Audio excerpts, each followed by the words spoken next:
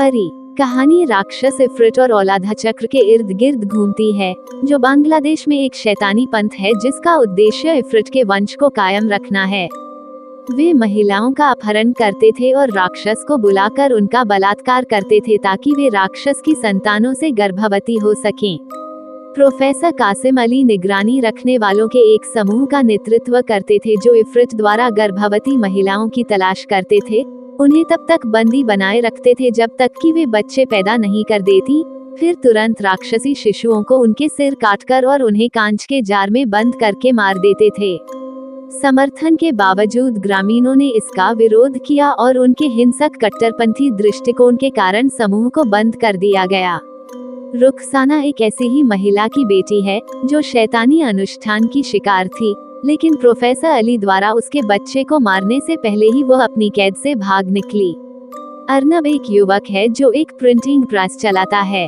पियाली, जो एक नर्स है, उसके साथ अरेंज मैरिज करने वाली है। भारी बारिश में घर के रास्ते में वह और उसके माता पिता गलती से एक बूढ़ी औरत से टकरा जाते हैं। महिला मर जाती है और जब पुलिस उसके घर जंगल में एक पुरानी झोपड़ी की तलाशी लेती है तो उन्हें अंदर एक गंदी रुखसाना जंजीर से बंधी हुई मिलती है। अर्नब यह महसूस करने पर कि उसका कोई नहीं है, सहानुभूति और जिम्मेदारी महसूस करते हुए उसे अपने साथ ले जाता है। रुखसाना आधुनिक बाहरी दुनिया के बारे में कुछ नहीं जानती है और अक्सर राक्षसी दृश्य देखती है जो उसे डराते हैं। अर्नब को वह अजीब लेकिन प्यारी लगती है। जैसे जैसे दोनों एक साथ समय बिताते हैं, वह उससे प्यार करने लगती है। एक मुर्दाघर सहायक को पता चलता है कि रुखसाना की मां की त्वचा पर पंथ के निशान हैं। एक रात रुखसाना बीमार हो जाती है।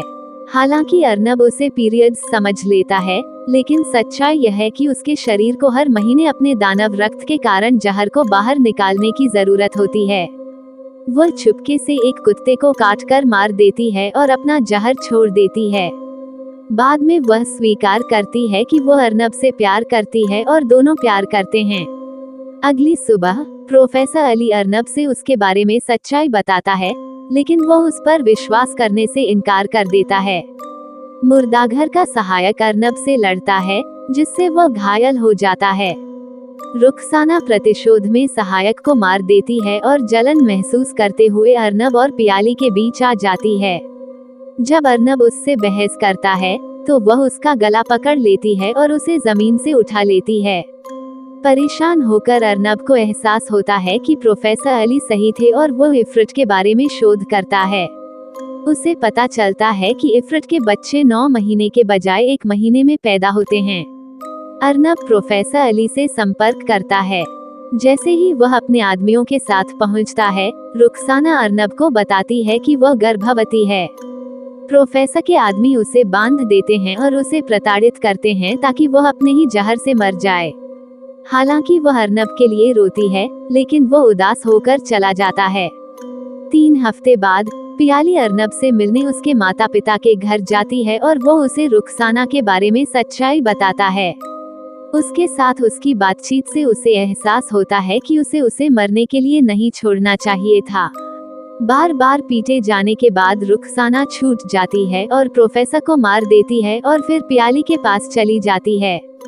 वह पियाली को घायल कर देती है, लेकिन प्रसव पीड़ा में चली जाती है।